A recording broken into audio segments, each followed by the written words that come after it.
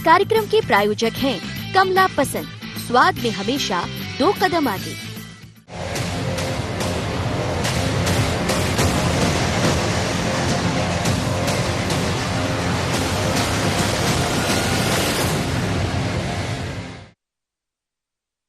छिहत्तर 7000 से ऊपर कार्यकर्ताओं ने भारतीय जनता पार्टी की सदस्यता माननीय शिवराज सिंह चौहान, माननीय नरेंद्र सिंह तोमर, ज्योतिरादित्य सिंधिया जी के नेतृत्व में पूरे ग्वालियर चंबल संभाग के जो कार्यक्रम हुए हैं उन कार्यक्रमों में सदस्यता ग्रहण की है। और भारतीय जनता पार्टी, कमलनाथ जी, आपके प्रश्न खड़ा करने से नहीं होता है। आपकी सरकार जरूर गलती से बन गई थी, लेकिन वोट भारतीय जनता पार्टी को ज्यादा मिले। ग्वालियर चंबल संभाग में बीजेपी के सदस्यता अभियान के बाद क्या उपचुनाव में पार्टी की जीत का रास्ता आसान हो गया है, या चुनाव से पहले जनता के बीच एक मैसेज देने की कवायद है? लेकिन जिस संख्या में कुनबे का इजाफा हुआ उससे उत्साह है। 3 दिन तक चले इस अभियान में सिंधिया भी अपनी शानदार छवि छोड़ने में पीछे नहीं रहे, बल्कि जिस तरह महाराज और शिवराज ने अपनी बात रखी उससे संदेश भी साफ नजर आया कि उपचुनाव में विकास के साथ कांग्रेस ही निशाने पर होगी। हर क्षेत्र में विकास और प्रगति का एक नया आयाम हम लोग छेड़ेंगे। यही मेरे जीवन की मंशा है और जीवन की लक्ष्य है। ना कुर्सी से और ना पद से मुझे कभी मोह रहा है। आप लोग मुझे भली भांति जानते हैं क्योंकि आप लोग ग्वालियर के हैं, और सदैव विकास और प्रगति हो, यही एकमात्र लक्ष्य मेरा सदैव रहा है। जहां नाइंसाफी हो, जहां वादा खिलाफी हो और जहां भ्रष्टाचार हो, वहां झंडा उठाकर सदैव मैं सड़क पे रहूंगा। यहाँ सिंधिया जी ने आवाज उठाई तो बोली अभी भाजपा से मिले हुए हैं। अब ऐसी पार्टी जो सच सुन नहीं सकती, सच बोलने वालों को गद्दार कहती है, तलवा चाटने वालों को वफादार कहती है, उस पार्टी को कोई नहीं बचा सकता। बीजेपी सदस्यता अभियान के साथ यहां कांग्रेस का महल के खिलाफ विरोध भी दिखा, लेकिन बीजेपी के मेगा शो से कांग्रेस परेशान भी है और बीजेपी के दावे को फर्जी करार दे रही है। फर्जी लिस्ट नाम जारी करे ना वो। कांग्रेस का तो एक भी नेता, कोई पदाधिकारी वहाँ गया नहीं। कोई नाम बताइए आपके जो बीजेपी के थे, इंडिपेंडेंट लड़ लिए थे, उन लोगों के ही नाम आए, 1-2 के। कोई मेजर नाम कहाँ आया? ये सब फर्जी लिस्ट है। उपचुनाव के पहले हजारों सिंधिया समर्थकों को सदस्यता दिलाने के बाद सियासत चरम पर है। भाजपा को लग रहा है कि कुनबा बढ़ने से ग्वालियर चंबल में सीट भी बढ़ जाएंगी, लेकिन कांग्रेस ने भाजपा के सदस्य बने लोगों की सूची मांगकर सवाल खड़े कर दिए हैं। सवाल ये है कि जनता किसकी बात पर मुहर लगाती है। Bureau report, IND 24।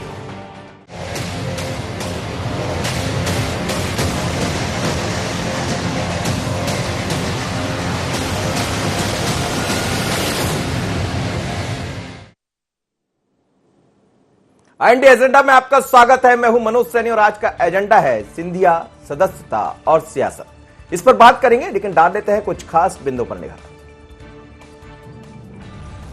क्या बीजेपी बढ़ती सदस्यता के जरिए उपचुनाव में जीत की राह आसान कर पाएगी? क्या ग्वालियर चंबल में सदस्यता अभियान के बाद सिंधिया अपना प्रभाव कायम रखने में कामयाब होंगे? क्या कांग्रेस बीजेपी के बढ़ते कुनबे के बाद कुछ अलग कदम उठाएगी? क्या बीजेपी के सदस्यता अभियान को फर्जी बताने का कांग्रेस के पास कुछ आधार है? इन्हीं खास बिंदुओं के साथ आपसे चर्चा करेंगे। मध्य प्रदेश की सियासत पर हम लगातार बात करते रहे, उपचुनाव पर बात करते रहे, लेकिन ग्वालियर में 3 दिन जो दिखाई दिया, भारतीय जनता पार्टी की तरफ से जो मैसेज देने का प्रयास किया गया और खासकर सिंधिया के चेहरे को लेकर जिस तरह ग्वालियर चंबल में भारतीय जनता पार्टी बढ़ रही है, वो नजर भी आया, दिखाई भी दिया। और बीजेपी का जो दावा है, करीब करीब 76,000 कार्यकर्ता कांग्रेस के भारतीय जनता पार्टी का दामन थाम लिए। वास्तव में यदि ये संख्या इतनी है तो कहीं ना कहीं कांग्रेस के अंदर भीतर खाने में खलबली दिखाई दे रही होगी। भले कांग्रेस ये कहे कि ये फर्जी है, सदस्यता सूची सामने प्रस्तुत करे, लेकिन BD शर्मा कह रहे थे, भारतीय जनता पार्टी के प्रदेश अध्यक्ष, की सूची के साथ ही हम आए हैं। अब सवाल यही है कि सदस्यता बन जाने से क्या ये वोट में कन्वर्ट हो पाएगा, या सीधे तौर पर जब ये मैसेज जनता के बीच में जाएगा कि सिंधिया के साथ ही सभी लोग खड़े नजर आ रहे हैं, तो क्या इसको भुनाने में बीजेपी कामयाब होगी? लेकिन कांग्रेस ये मानकर चल रही कि सर्वे शायद काम आएगा। चलिए समझते हैं 76,000 का आंकड़ा क्या कहता है। मेरे साथ 3 मेहमान जुड़ रहे हैं। शैलेंद्र जैन है, भारतीय जनता पार्टी के विधायक है। शैलेंद्र जी आपका स्वागत है। सुनील सराफ है, कांग्रेस के विधायक। सुनील जी आपका भी स्वागत है। और साथ ही वरिष्ठ पत्रकार देवलिया साहब मेरे साथ जुड़ रहे हैं, आपका भी स्वागत है पवन जी। सबसे पहले सुनील जी, जिस तरह दिखाई दिया चंबल ग्वालियर में, आपने पिछली दफा 2018 में सर्वाधिक सीटें जीती और सरकार भी आपकी बनी। 76,000 की संख्या है, बड़ी संख्या है।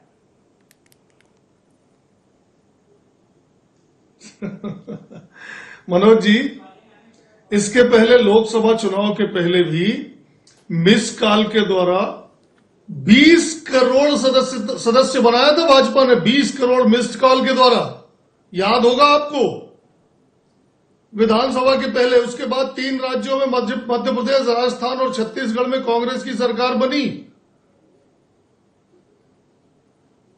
और मैं कह रहा हूं, आपने 76,000 सदस्य बना लिया, उसका दावा क्यों कर रहे हो? हाथ कंगन को आरसी क्या? आप तो चुनाव कराओ, आप चुनाव क्यों टाल रहे हो? अरे जरा सा लज्जा आना चाहिए, जहां पूरा देश कोरोना में हलाकान है। आप 76,000, आप 30,000, 35,000 का पंडाल लगा करके, भीड़ लगा करके, और आप सदस्यता अभियान चला रहे हो। आपको राजनीति सूझ रही है? लोग कोरोना से मर रहे हैं, लोग कोरोना से परेशान हैं, लोगों के बिजनेस बंद हो गए, लोगों की नौकरी चली गई, सड़क पे आ गए लोग। क्या बुरा हाल है देश का, प्रदेश का। कोई धार्मिक कार्य नहीं हो रहा है। कांग्रेस का हाल तो बुरा नहीं है सुनील जी, पंडाल नहीं लग पा रहे हैं। कांग्रेस का हाल भी बुरा होगा? कांग्रेस का हाल बुरा नहीं है। कांग्रेस चुनाव के लिए तैयार है साहब। इनको तो कह दो ये चुनाव कराएं। क्यों चुनाव टाल रहे हैं? ये शैलेंद्र जैन साहब, चुनाव कराएं साहब। बड़ी संख्या जो 76, आपके पास अब चेहरा भी है। ये वही चेहरा है जो 2018 में कांग्रेस जनता के सामने प्रस्तुत कर रही थी और इसी चेहरे के आधार पर वोट भी मांग रही थी। हालांकि अब कांग्रेस कहती है कि चेहरे के आधार पर वोट नहीं मिले थे, पर आपने तो कई चेहरे कांग्रेस के अपने साथ जोड़ लिए। दरअसल संख्या है कितनी? दावा तो आपका 76,000 का है। देखिए, जो कुछ दावा है बिल्कुल सही है। कांग्रेस के पास ना जनाधार है, ना कार्यकर्ताओं का समूह है। कांग्रेस से कार्यकर्ताओं का भी मोह भंग हो गया है, जनता का भी मोह भंग हो गया है। ये बात उनको स्वीकार करनी चाहिए। उनमें नेतृत्व का संकट है। राष्ट्रीय स्तर से लेकर प्रदेश स्तर तक, राष्ट्रीय स्तर पे उनके पास श्रीमती सोनिया जी के अलावा कोई विकल्प नहीं है। यहाँ पे जो कुछ भी, चाहे नेता प्रतिपक्ष का मामला हो, चाहे प्रदेश अध्यक्ष का मामला हो, कमलनाथ जी के अलावा कोई नेता नहीं है। तो यहाँ पे अब नेताओं की, कार्यकर्ताओं की बहुत कमी है और ये जनाधार खो चुके हैं। इनके प्रति लोगों के मन में कोई आकर्षण नहीं है। कार्यकर्ताओं का जो नेताओं के साथ जो संबंध था उसमें दरार आ रही है, उसमें फूट पड़ गई है, उसमें अंतर आ गया है। तो आप ये माने। और मेरे मित्र सुनील जी जो कह रहे थे, हाथ कंगन को आरसी क्या, पढ़े लिखों को फारसी क्या, अभी जब चुनाव होंगे उस समय परिणाम सामने आएंगे। और पिछले चुनाव में भी किन परिस्थितियों में इन्होंने सरकार बनाई है, किस तरह से छल कपट करके, शैलेंद्र भाई अपने राष्ट्रीय नेतृत्व के कह के चुनाव कराओ ना साहब। शैलेंद्र जी बोल रहे हैं चुनाव करा लीजिए। चुनाव करा लीजिए। चुनाव से क्यों घबरा रहे हैं आप? राजनीतिक दलों के हाथ में नहीं है। उसके लिए सुनील भाई, उसके लिए निष्पक्ष। अरे पूरा देश जानता है, पूरा देश जानता है कि सब कुछ आज भाजपा के हाथ में है। आज सब कुछ भाजपा के हाथ में है। कांग्रेस समझ पा रही है क्यों चुनाव टाले जा रहे हैं? क्यों? तो कांग्रेस अच्छे से समझ रही है। जनाधार की बात करते हैं शैलेंद्र भाई, जनाधार नहीं होता तो सरकार नहीं बनती कांग्रेस की। और अगर आपके पास बहुत जनाधार था तो छल कपट करके सरकार गिराने की क्या आवश्यकता थी? सुन लीजिए, आपको जनादेश नहीं मिला था, आपको विपक्ष में बैठना चाहिए था। सुनील भाई सुन लीजिए, जी सैलन जी। जी, हम लोगों ने विपक्ष में रहने का निर्णय किया था। हालांकि उस समय फकत 4-5 सीटों का मामला था। हम चाहते तो हॉर्स ट्रेडिंग करके और सरकार बना सकते थे, लेकिन मतलब हॉर्स ट्रेडिंग होती है क्या? का पालन किया। हम विपक्ष में बैठे। आप सुनिए, अब आप अपने कुनबे को नहीं संभाल पाए, आप अपने परिवार को नहीं संभाल पाए, आपके परिवार में नेतृत्व के प्रति असंतोष का भाव जग गया, तो इसमें भारतीय जनता पार्टी कहां दोषी हो गई।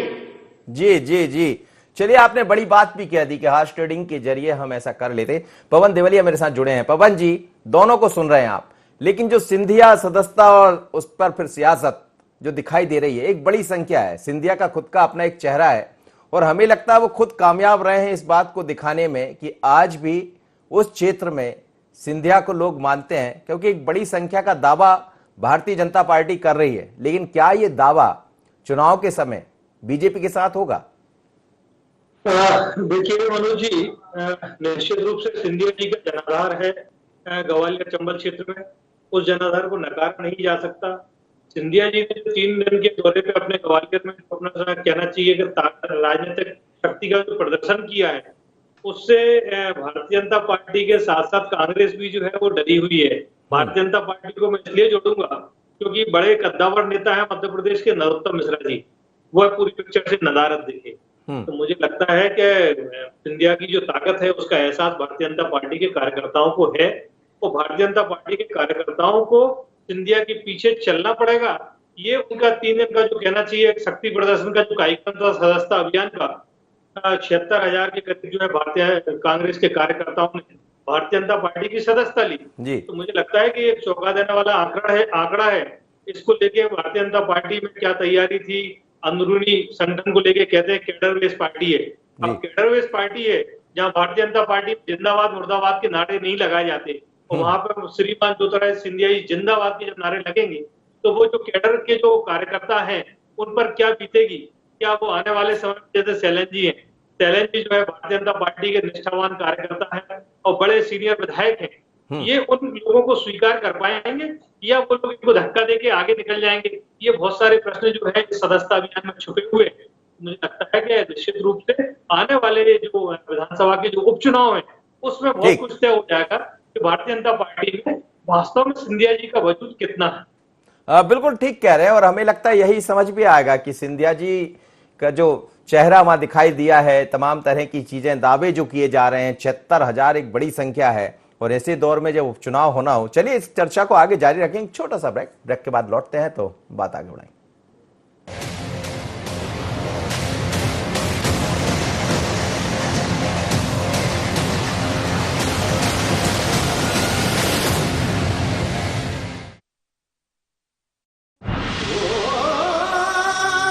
कोई खास है, कोई बात है, कमला पसंद।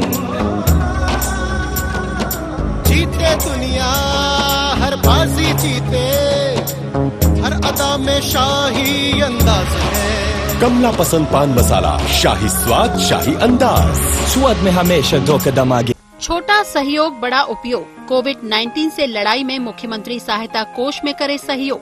इस संकट के समय आपके योगदान से जरूरतमंद लोगों को मिलेगा जीवन दान। जन सहयोग से ही हम मिलकर कोरोना के खिलाफ जीतेंगे जंग। CM relief fund, SBI account number 100-781-52483, IFSC code SBIN 0001056।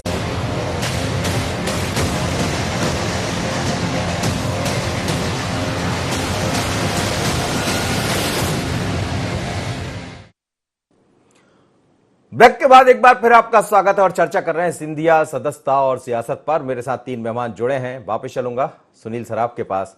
Sunil ji, ठीक है, आप कह रहे हैं कि दावे आपके पीसी शर्मा जी कह रहे थे सूची दे दीजिए, पर आप याद करिए कि 16 लोग आपके हैं, और यदि वो जाते हैं तो एक के साथ यदि 10, 15, 20, 50 भी जाते हैं तो संख्या एक बड़ी हो जाती है।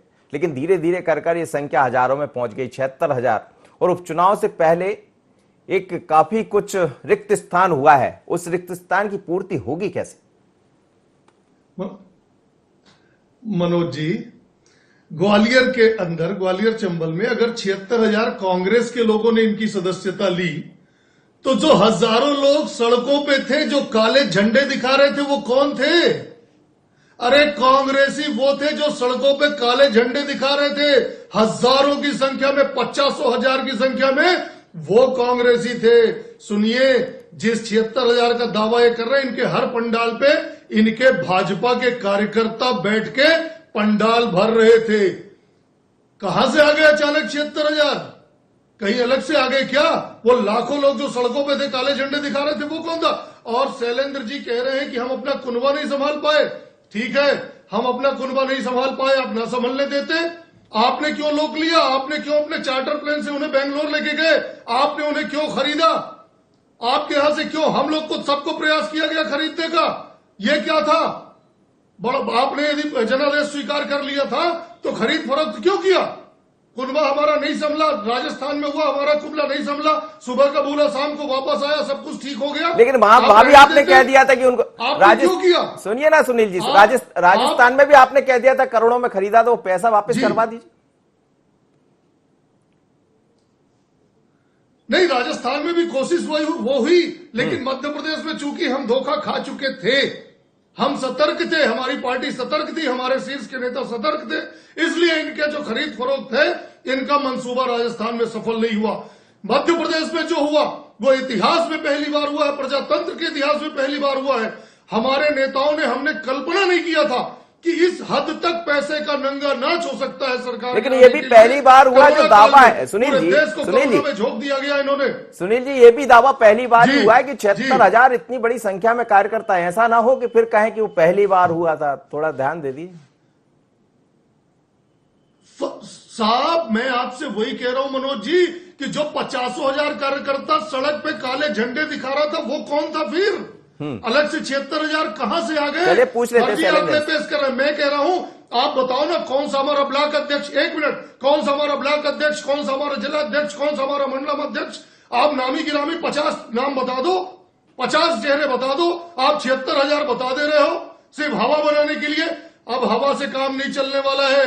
आप तो चुनाव के मैदान में आइए, चुनाव के मैदान में पता चलेगा। और अभी तक की आपकी भी सर्वे रिपोर्ट, भाजपा की भी सर्वे रिपोर्ट इतनी खराब आ रही है कि चुनाव कराने से डर रहे हैं। मैं चैलेंज कर रहा हूं, आप समय पे चुनाव कराइए। चलिए, सब कुछ साहब बहुत जनाधार वाले थे ना मनोज जी।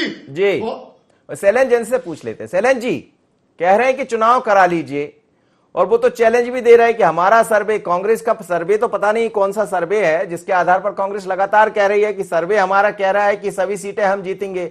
2 सीट कोई सी वो छोड़ रहे हैं बार बार, वो कौन सी सीट है, शायद आगर की होगी या कोई और होगी। लेकिन सवाल यही है कि यदि सर्वे ये कह रहा है तो फिर सदस्यता क्यों बढ़ रही बीजेपी की? ये प्रश्न इनसे पूछना चाहिए जी। देखिए, इनका जनाधार बचा नहीं है कि इनके कार्यकर्ताओं का पार्टी के नेतृत्व के प्रति कोई विश्वास नहीं बचा है, और एक पार्टी नेतृत्व और जनता के और पार्टी नेतृत्व और कार्यकर्ताओं के बीच में एक बड़ी गहरी खाई आ गई है। और इनका नेतृत्व जो है इतने बड़े दल को संभालने में असफल हुआ है, अक्षम हुआ है। ये हमें स्वीकार करना पड़ेगा, और जब तक हम अपनी गलती स्वीकार नहीं करेंगे उसमें कोई सुधार नहीं होगा। अगर ये पट्टी बांध के रहना चाहते हैं तो इनको हम जगाना नहीं चाहते, हम सोते को जगाना नहीं चाहते। ये सोते हुए चलना चाहते हैं, चलें, लेकिन जब भी चुनाव होंगे, ये तो अभी ट्रेलर है साहब। एक बहुत बड़ी, ये तो अकेला ग्वालियर और चंबल का मामला है, यही हाल वहां मालवा में है, यही हाल यहाँ पे बुंदेलखंड में है। आप जहां जहां जा रहे हैं, हमारे बुंदेलखंड में भी एक उपचुनाव होना है। मैं भी वहां उपचुनाव के लिए रैलियां करने गया हूँ, वहां माहौल अलग है। आप जा रहे हैं उपचुनाव में? भारतीय जनता पार्टी के पक्ष में आप जा रहे हैं शैलेंद्र साहब? मुझे जाने का अवसर मिला था जी। मुझे जाने का, पार्टी कार्यकर्ताओं के बीच जाने का अवसर मिला था।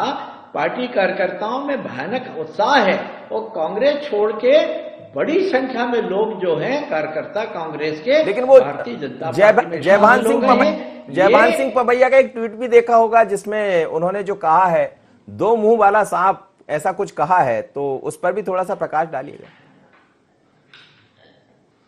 अब वो किसको कहा ये तो पता नहीं, आप ही समझ रहे हैं। पार्टी के वरिष्ठ नेता हैं जी।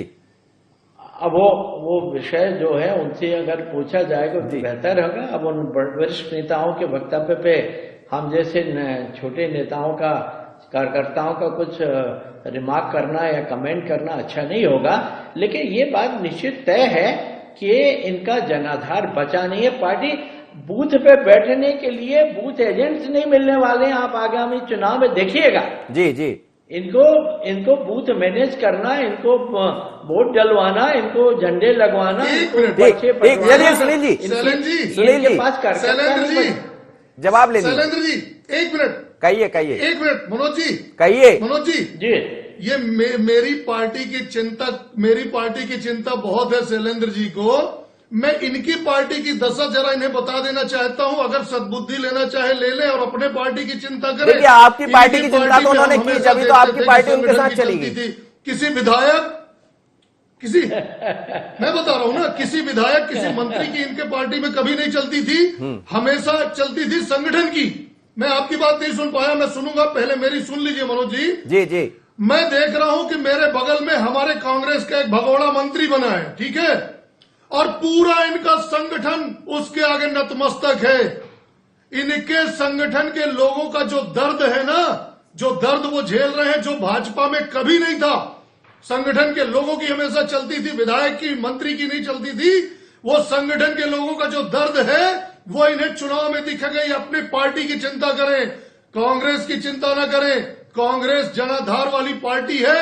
जनाधार 2018 के चुनाव में दिखाया है, अभी उपचुनाव में फिर जनाधार दिखेगा। आप बोलिए मनोज जी, कुछ बोल रहे थे, मैं सुन नहीं पाया था। मैं यही कह रहा था भैया कांग्रेस, अब भैया कांग्रेस नहीं, भाई साहब, कांग्रेस ही अगर हमारे दल में आएंगे तो उनकी चिंता करनी पड़ेगी। हम अपने कार्यकर्ता, मैं यही कह रहा था कि उन्होंने पहले, सुनील जी नेता है, विधायक, यही कह रहा था मैं कि पहले उन्होंने चिंता कर ली, वही तो गड़बड़ हो गया। आप चिंता नहीं कर पाए थे। नहीं, इन्होंने चिंता नहीं की, इन्होंने तो खरीद फरोख्त करी है। इन्होंने क्या चिंता क्या किया है, ये चिंता क्या करेंगे। ये तो इनके पार्टी की सोच है कि विपक्ष रहे ही ना, पूरी को सबको खरीद लो, एक पार्टी का शासन रहे और इनकी दादागिरी चले। इनकी ये सोच है ना, प्रजातंत्र पे पवन देवड़िया जी के पास चलूंगा। प्रजातंत्र खत्म करना चाहते हैं, ये संविधान खत्म करना चाहते हैं। ठीक है, अब वो तो हो गया। पवन जी दोनों को आप सुन रहे हैं, लेकिन सवाल यही है कि कितनी बड़ी संख्या जो कांग्रेस की कही जा रही, जैसा भारतीय जनता पार्टी का दावा है, और उपचुनाव से पहले एक तरह से मैसेज तो कम से कम भारतीय जनता पार्टी देने में सफल रही, लेकिन कांग्रेस का वो कौन सा सर्वे है जिसके आधार पर बार बार कांग्रेस ये कह रही है कि भारतीय जनता पार्टी और हमारा सर्वे एक जैसा, बीजेपी अपनी खुद के सर्वे से डरी हुई है और हम अपने सर्वे से उत्साहित हैं? देखिए मनोज जी, इस बात को तो स्वीकार करना चाहिए कि जो कांग्रेस छोड़कर भारतीय जनता पार्टी में जो विधायक आए हैं जी, वो कुछ मंत्री बने हैं, उनकी अगर जब स्थिति देखें तो वो वास्तव में बहुत खराब है। अशोकनगर में की बात करें, करेरा की बात करें, मुगावली की बात करें, पोहरी की बात करें, और वहां जाए तो भांडेर में रक्षा सिरोनिया की बात करें, और मुरैना में कई जगह जो है कांग्रेस के जो वर्तमान कहना चाहिए भारतीय जनता पार्टी के जो लोग आए हैं, वर्तमान में जो मंत्री है सरकार में, इनकी परिस्थितियां, इनकी स्थिति बहुत खराब है। और यही जो परिस्थितियां जो खराब हुई हैं, यही हमें लगता है कि एक बहुत बड़ा कारण बना है कांग्रेस के उन कार्यकर्ताओं में आत्मविश्वास भरने का जो भारतीय जनता पार्टी के साथ जुड़ने जा रहे हैं। और पिछले 3 दिन का जो शक्ति प्रदर्शन ग्वालियर में जो हुआ है, जो कांग्रेस का जो उत्साह है, उस उत्साह को पाटने के लिए भारतीय जनता पार्टी ने या सिंधिया जी ने जो ये प्रयोग किया होगा, क्योंकि इतनी बड़ी संख्या में भारतीय जनता पार्टी के कार्यकर्ता लगातार, जैसे प्रदेश कार्य समिति होती है, राष्ट्रीय कार्य समिति होती है, तब जो है बड़ी संख्या में बड़े नेता दूसरे जगह पे जाकर डेरा डालते हैं। लेकिन इस तरह के आयोजन को भी व्यक्तिगत आयोजन में भारतीय जनता पार्टी के तमाम बड़े नेताओं को ग्वालियर में 3 दिन के लिए जाना पड़ा, तो मुझे लगता है कि ये एक चिंता का विषय भारतीय जनता पार्टी के लिए निश्चित रूप से है और ये स्वीकारना चाहिए। और इसी की एक तैयारी है सिंधिया के समर्थकों की, तो निश्चित रूप से। और एक बात और मैं कहना चाहूंगा, दोनों मित्रों की बात हम सुन रहे थे 2003 से भारतीय जनता पार्टी की लगातार मध्य प्रदेश में सरकार है और कार्यकर्ताओं की चिंता अगर उस सरकार ने की होती तो मुझे लगता है कि पिछले बार जो भारतीय जनता पार्टी 2018 में चुनाव हारी है वो नहीं हारती। अब रही बात जो कांग्रेस के जो कार्यकर्ता आए हैं और हमारे सैलन जी जो कह रहे थे कि हम उनकी चिंता करेंगे, अगर आप उनकी चिंता करेंगे तो आपके भारतीय जनता पार्टी के जो कार्यकर्ता हैं उनकी चिंता कौन चलिए, सब बिल्कुल आपने ठीक कहा और समय अब इजाजत नहीं दे रहा। आप तीनों मेहमानों को बहुत बहुत धन्यवाद। पर यह भी समझना पड़ेगा कि यदि आप उनकी चिंता कर रहे हैं तो अपनों की भी चिंता कीजिए। और भारतीय जनता पार्टी ये भी जानती है कि हमें अपनों की चिंता कैसे करना है और शायद इसीलिए मैनेजमेंट की पार्टी कही जाती है। एक दौर में कांग्रेस के लोग कहते थे कि चुनाव मैनेजमेंट से जीत जाते हैं, लेकिन भारतीय जनता पार्टी मैनेजमेंट के साथ साथ संगठन की मजबूती से चुनाव जीतती है। और जिस तरह से संगठन अभी गढ़ चला उससे बीजेपी उत्साहित है, लेकिन कई दफा अति उत्साह भी समझने की जरूरत होती है, क्योंकि कांग्रेस अपने सर्वे को बार बार दोहरा रही है। तो आखिर ये सर्वे है क्या? चलिए, जनता समझ पाएगी और बता पाएगी कि 76,000 लोग यदि बीजेपी में आए हैं तो क्या वो वोट में कन्वर्ट होंगे। इतना ही, मुझे दीजिए इजाजत। बने रहिए आई इंडिया।